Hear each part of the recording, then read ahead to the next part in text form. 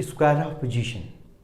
ये chapter UGC net में हर साल लगभग 2 से 3 क्वेश्चन, और अब तो देख रहे हैं 2000 जो जनवरी में पेपर हुआ था 17 का, वो जो है लगभग 3 के क्वेश्चन के करीब, 4 क्वेश्चन के करीब ये वहाँ पे आपको मिला हुआ था एग्जैक्टली इस चैप्टर से। बाकी अगर साइलो को मिला दें तो इसका वेटेज 60% के करीब चला जाता है। यहाँ पर देखिए अरस्तु की ये फिलॉसफी है फॉल्सी की कंडीशंस।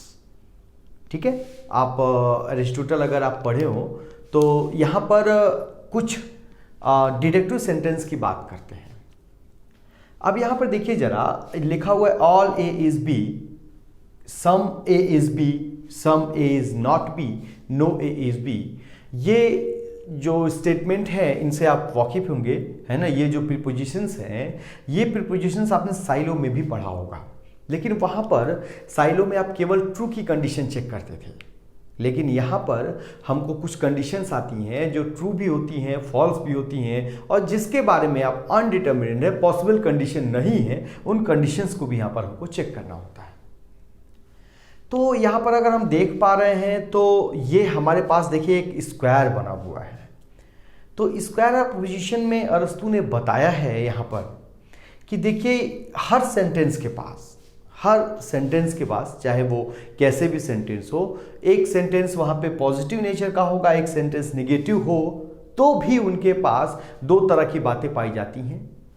एक तो उनके पास क्वालिटी होता है और एक दूसरी चीज़ पाई जाती है जो क्वांटिटी है। तो क्वालिटी की अगर हम बात करते हैं तो देखिए क्वालिटी चेक करने का सबसे बढ़िया यहाँ पे तरीका ये आपको नजर आएगा कि प्लस और माइनस, ये आपका नेचर है और नेचर आपकी क्वालिटी को शो करता है।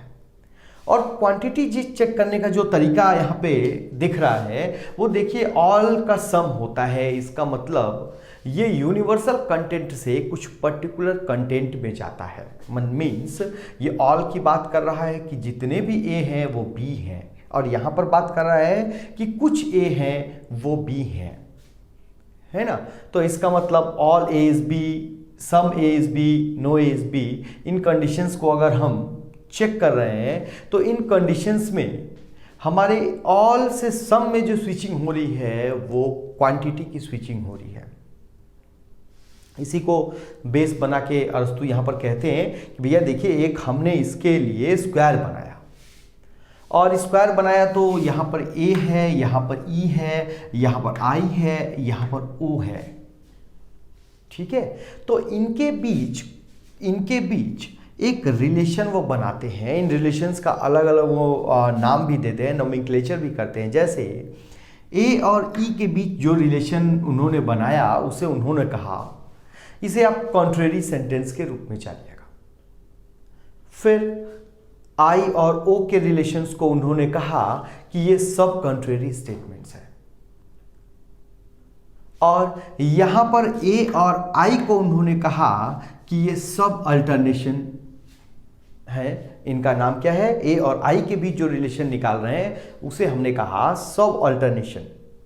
इसी तरह से आई, ई और ओ का उन्होंने नाम दिया सेम, चूंकि यहां से यहां हम जा रहे हैं या यहां से यहां जाएं, स्विच करें, तो जाहिर सी बात है दोनों का नाम इन्होंने दिया सब अल्टरनेशन। तो यहां पे जरा ध्यान दीजिएगा, कॉन्ट्रेरी और इसका ठीक रिवर्स यहां पे इन्होंने बोला है सब कॉन्ट्रेरी फिगर है। तो यहां पर आपने देखा होगा कि 2 तरह के डिवाइडिंग फैक्टर्स यहां पे दिखाई दे रहे हैं। यहां पर देखिए एक वर्टिकल डिवाइड है और एक हॉरिजॉन्टल डिवाइड दिख रहा है।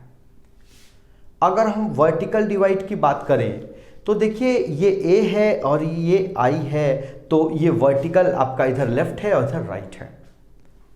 तो लेफ्ट से राइट अगर हम स्विच कर रहे हैं, अगर किसी स्टेटमेंट के नेचर को देखते हुए लेफ्ट और राइट अगर हम स्विच कर रहे हैं, तो यहां पर इनकी क्वांटिटी में परिवर्तन न होकर क्वालिटी में परिवर्तन हो रहा है। क्वांटिटी सेम है, इट मीन्स ये भी यूनिवर्सल नेचर के हैं तो ये भी यूनिवर्सल नेचर के हैं। देखिए यूनिवर्सल नेचर क्या होता है और पर्टिकुलर नेचर क्या होता है, यहां पर आपको दिखाई दे रहा होगा। ऑल ए इज बी को इन्होंने कहा कि भैया ये ऑल है, चूंकि ऑल है तो यहां पर इसे नोमेनक्लेचर करते हैं ए के रूप में, और इसे बोलते हैं ये यूनिवर्सल इन नेचर है। इसे बोलते हैं ये भी यूनिवर्सल इन नेचर है ना, क्योंकि no A is B means सारे नो के भी न होने की बात यहां पे की गई है। तो और यहां पर इसे देख रहे हैं तो इसे पर्टिकुलर होने की बात की जा रही है, और सम देखिए यहां भी पर्टिकुलर होने की बात की जा रही है। इट मीन्स इसे उन्होंने बोला कि भैया ये हो affirmative positive sentence, universal positive sentence है या यूनिवर्सल अफर्मेटिव सेंटेंस ए को बोला। ई को उन्होंने बोला कि ये यूनिवर्सल नेगेटिव स्टेटमेंट है। इसे बोलते हैं कि ये पर्टिकुलर पॉजिटिव स्टेटमेंट है, और इसे बोलते हैं ये पर्टिकुलर नेगेटिव स्टेटमेंट है। मीन्स ए ई आई ओ से ये सारे स्क्वायर तैयार हुए हैं। तो ए जो हमारा है, ए और ई के बीच जो रिलेशन आपने देखा, यहां से जब यहां स्विचिंग हो रही है तो यहां पर स्विचिंग होती है, वह क्वालिटी में परिवर्तन होता है। हम प्लस से माइनस की तरफ जाते हैं।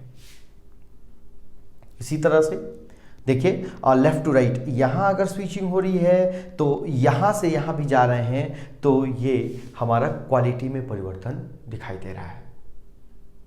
बट यहां पर अगर हम देख रहे हैं तो यहां से और यहां पर हम जब जा रहे हैं तो यहां देख रहे हैं कि ये आपका क्वांटिटी में परिवर्तन दिखा रहा है, क्योंकि ऑल से ये सम में जा रहा है। इट मीन्स कि अगर इसे हम हॉरिजेंटली दो पार्ट में डिवाइड करते हैं तो ऊपर जितने भी स्टेटमेंट हैं, जितने भी प्रीपोजिशंस हैं, उन्हें हमने बोला यूनिवर्सल, और जितने भी नीचे हैं उन्हें हमने देखा ये दोनों दिखाई दे रहे हैं वो पर्टिकुलर इन क्वांटिटी और यूनिवर्सल इन क्वांटिटी। इसी तरह से देखिए यहां से यहां क्वालिटी दिखाई दिया, इट मीन्स यहां से यहां भी क्वालिटी दिखाई दे रहा है। बट यहां से यहां जब जा रहे हैं तो यहां पर हम देख रहे हैं कि यहां से क्वांटिटी तो परिवर्तित हो ही रहा है, क्योंकि ऑल से ये सम हो रहा है। इसके साथ साथ आप देख रहे होंगे कि क्वालिटी में भी परिवर्तन आ रहा है। मीन्स डायगनली आप जा रहे हैं तो डायगनली जाने पर आपका जो क्वालिटी और क्वांटिटी दोनों चेंज हो रहा है।